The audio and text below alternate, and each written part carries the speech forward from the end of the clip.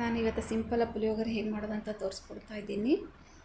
Almost ಎಲ್ಲರಿಗೂ ಬರುತ್ತೆ, ಆದರೂ ತೋರಿಸ್ತಾ ಇದ್ದೀನಿ. ಬಾಣಲೆ ಇಟ್ಕೊಂಡಿದ್ದೀನಿ, ಅದಕ್ಕೆ ಎಣ್ಣೆ ಕಾಯಕ್ಕೆ ಇಟ್ಕೊಂಡಿದ್ದೀನಿ. ನಂತರ ಅದಕ್ಕೆ ನಾನು ಜೀರಿಗೆ, ಸಾಸಿವೆ, ಕಡಲೆ ಬೀಜ, ಉದ್ದಿನಬೇಳೆ ಹಾಗೂ ಕಡಲೆಬೇಳೆ ಹಾಕಿದ್ದೀನಿ. ಹಾಗೆ ಒಂದು ಈರುಳ್ಳಿ ಹಾಕ್ಕೊಳ್ತಾ ಇದ್ದೀನಿ.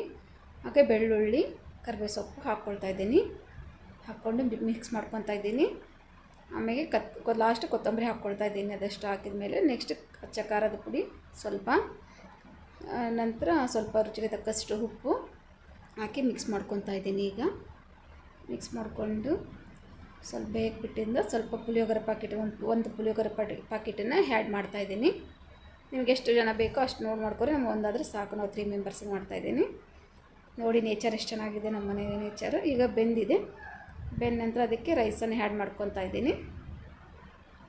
ನೋಡಿ ಫ್ರೆಂಡ್ಸ್, ರೈಸ್ ಆ್ಯಡ್ ಮಾಡ್ಕೊತಾ ಇದ್ದೀನಿ. ಫೈನಲಿ ಪುಳಿಯೋಗರೆ ರೆಡಿ, ಈಸಿಯಾಗಿ ಮಾಡ್ಕೋಬೋದು. ಹಾಗೆ ನನ್ನ ಚಾನಲ್ನ ಸಬ್ಸ್ಕ್ರೈಬ್ ಮಾಡ್ಕೊಳ್ಳಿ.